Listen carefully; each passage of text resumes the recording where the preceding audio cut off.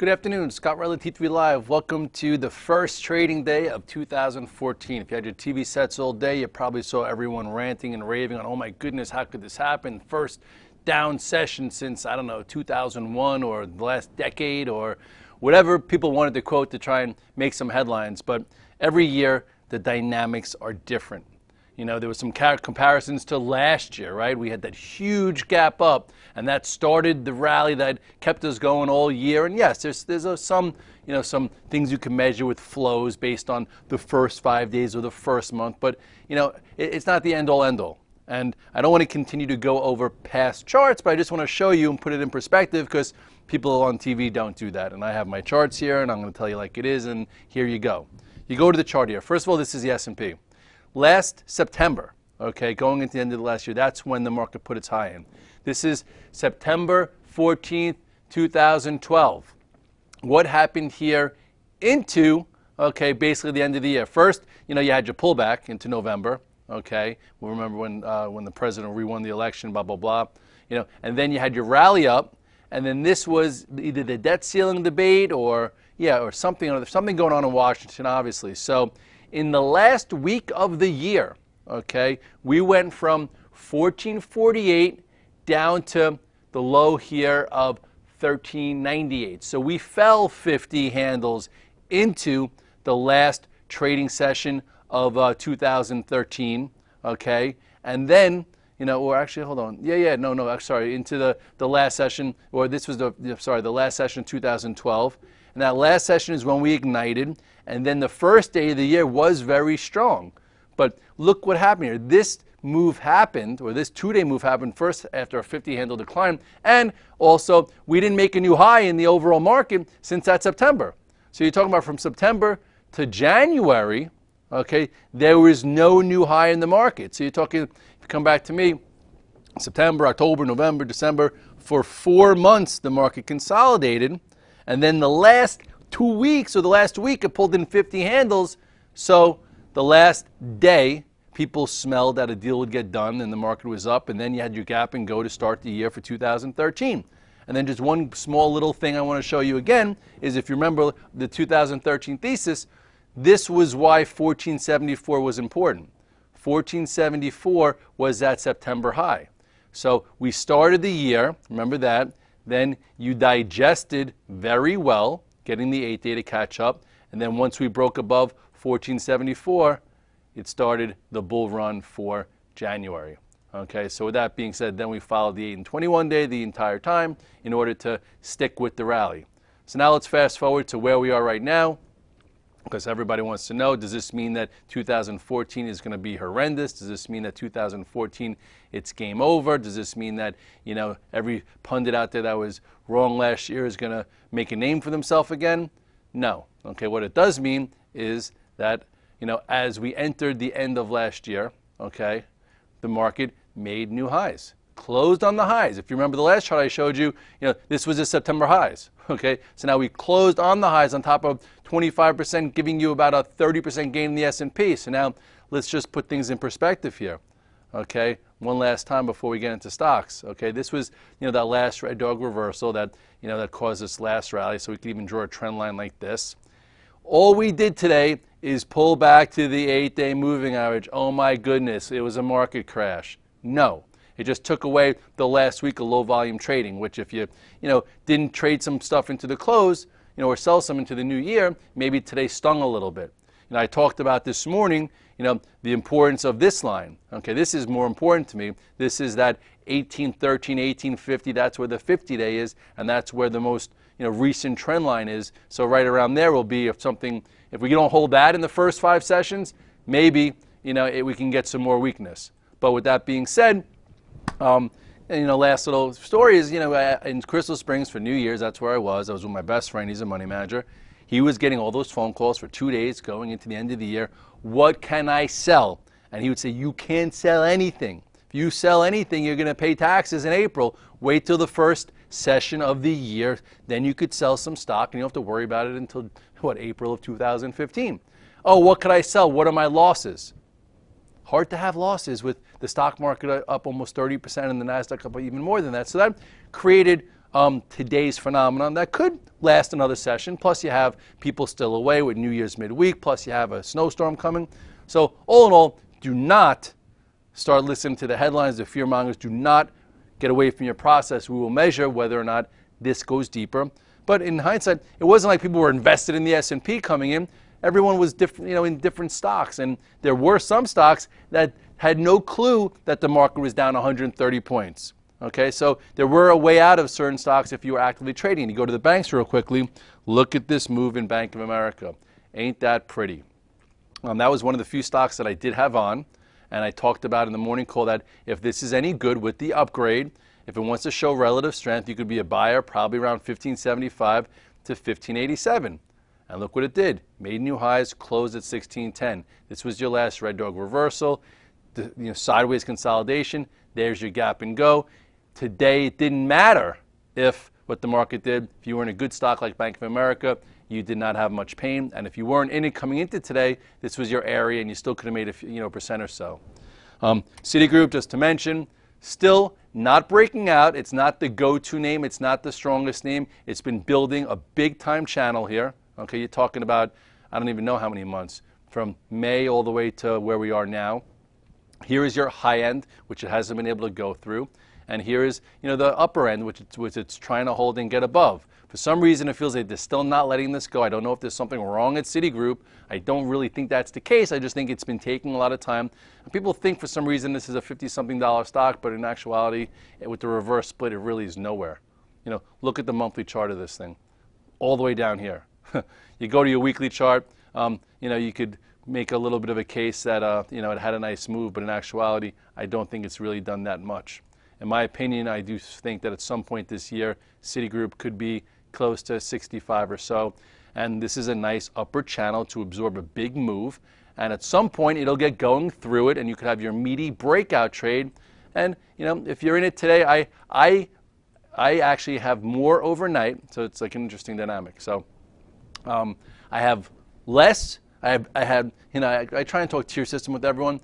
So I would say when we went to about 1590 in Bank of America, people are like, Red Dog, what tier are you in? I'm like, I have more than I had overnight at that point. Then right around 1612, 1614, I said, I am back to a little less than I had overnight. They're like, Red Dog, where are you at with Citi?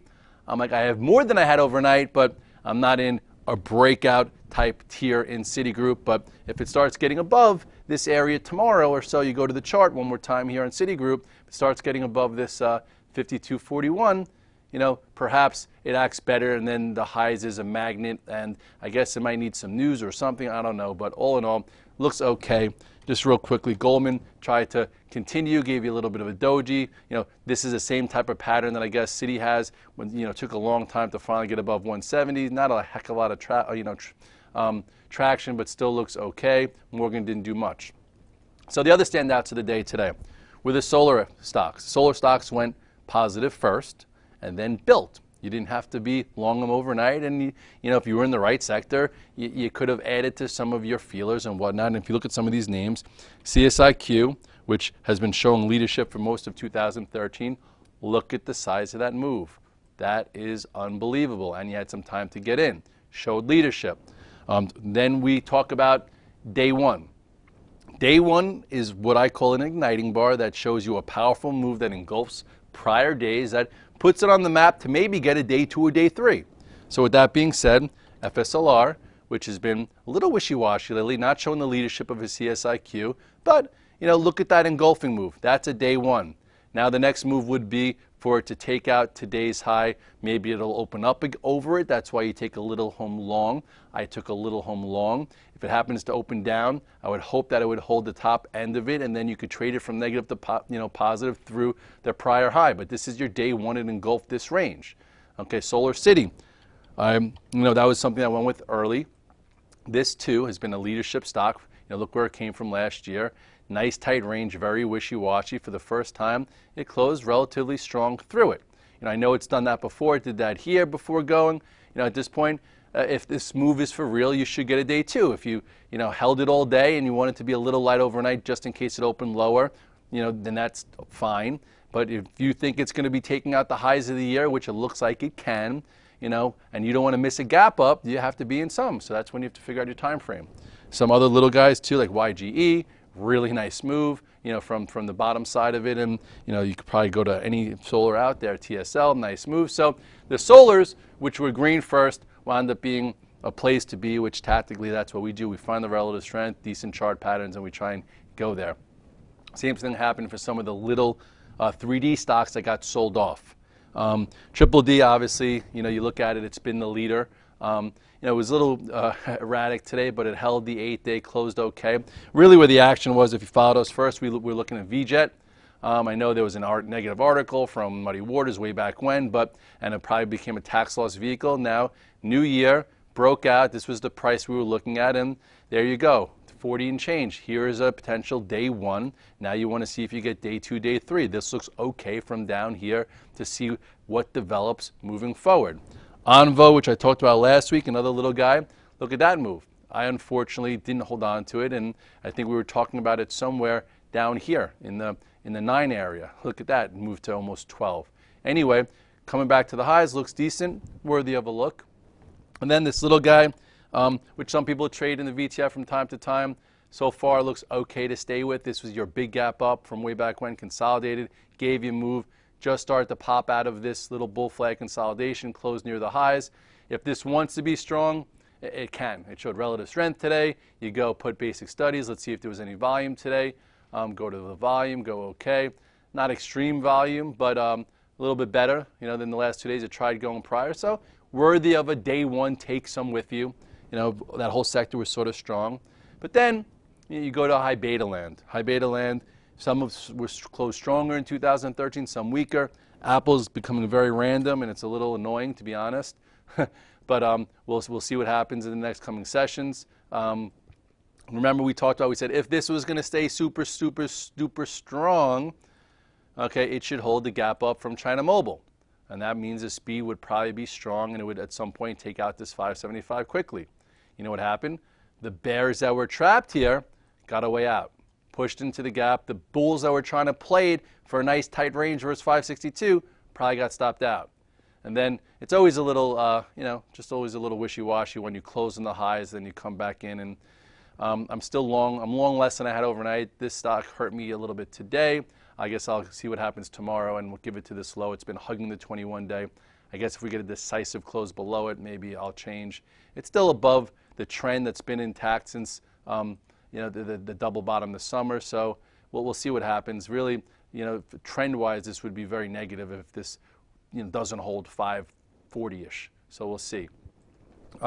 Google, which has been a strong stock, still holding the 8-day. Really nice trend there.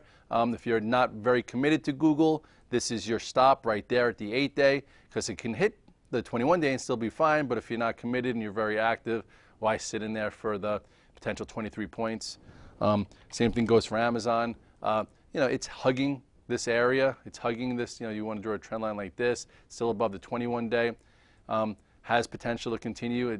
And again, until it closes below 391, it's pent up here. So you shall see. Tesla went from negative to positive, gave you a trade, but didn't close on the highs. Still acting fine, I guess. You could draw somewhat of a trend line, I guess, this way, and need some time before maybe it continues. Now you could use today's low as potential stop if you're still in there, and then if it starts to get above 153.20-ish, perhaps there's better movement there. This stock last year was unbelievable for us, and now it's just has a lot to prove coming into there. And now with that being said, you don't read too much into today. If you came in with blazing saddles, long 12 positions with no hedges, you probably were a little irresponsible considering the markup they did the last even hour of the day on Tuesday. Look at the chart of the spiders. You go real quickly, and you just even want to go to the 5-minute chart to see what they did in the last hour of that trading session. Okay, so all in all, this was the last hour from 183.96 all the way up to the high. So that was like just a buy program to almost make the headlines, try and get people interested in the market, whatever. So today we opened below it. So what did it do? It trapped all these people, and that's what gave you your first push out of people who were kind of maybe overweighted more than they should have been. So with that being said, I'm not going to beat a dead horse. It is snowing in the Northeast, and I do think we're fine. Now we have today's low to trade against, and we have the really important, I'd say like this, in my opinion, this is pretty important. If this were to start breaking below here, I would probably be back to tactical and mostly cash versus the 6-7 longs that I do have on. But then ultimately, you want to draw this trend line one more time to, to draw the trend from here. On a more macro basis, if they really wanted to shake the tree, you really have room. That's why you don't want to get caught too early. There's really room, probably all the way down to this 175, or you have, from this recent reversal. So all in all, this was a day one. So measuring your time frame, you just got to be a bit careful because you don't want to fall asleep behind the wheel and start buying if all of a sudden we're going to test a 50-day, which you did a few times here before holding. So being, I would say, stock specific. If you have been putting money into your S&P fund every month for the last 10 years or 15 years or 25 years, today is not a day to say, oh my goodness, this is 2007. If it was and you still have 10 years left, who cares? That means you'll get a better cost average price and you stick with it. And that's that. We'll see what happens tomorrow. I'm not going to be I'll probably be trading in Short Hills because we are supposed to get a blizzard, so I better get out of here soon. Darcy, hopefully his plane comes in, and we'll see if he comes in Monday. I know if you're expecting the 2014 thesis, I do believe it's supposed to be out on Thursday of next week. It could have been sooner, but John plane was delayed, and he's my editor-in-chief, and if you've seen my grammar and spelling well before and some of my early morning notes, you know that things have to go through that and through compliance. But overall, decent trading today. There were definitely some spots that got sideswiped in closing, which I forgot to mention. Just to show you how there's some divergences. You had Twitter, a really nice day. It was very solid all day, strong. Had some continuation. It's probably almost negated the power of this wide range bar after this topping candle. Facebook, something to keep on the radar. It's trying to hold here. Wasn't as strong. It's still above the 21-day. We'll see.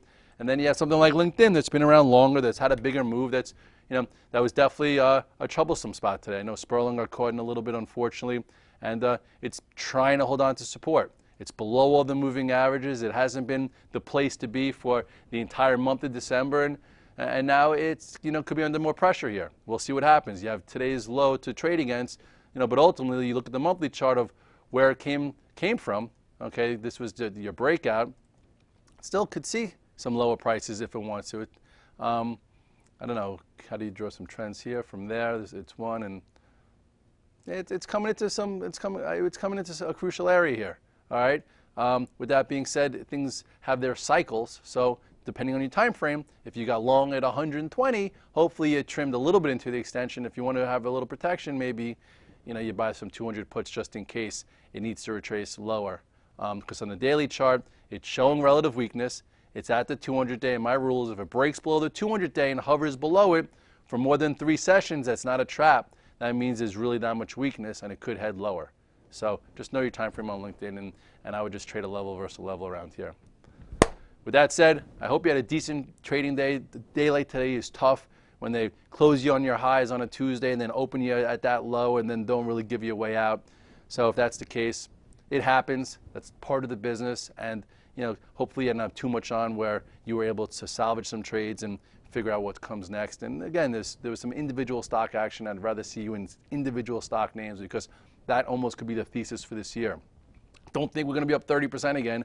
We're going to probably have a decent year depending on where we start from. It's going to be a lot more stock selection and a lot more relative strength, long side, relative weakness, short side, and then we'll figure out it all as it comes. Scott Relli, T3 Live, the recap. Have a great night. I will talk on the chat tomorrow.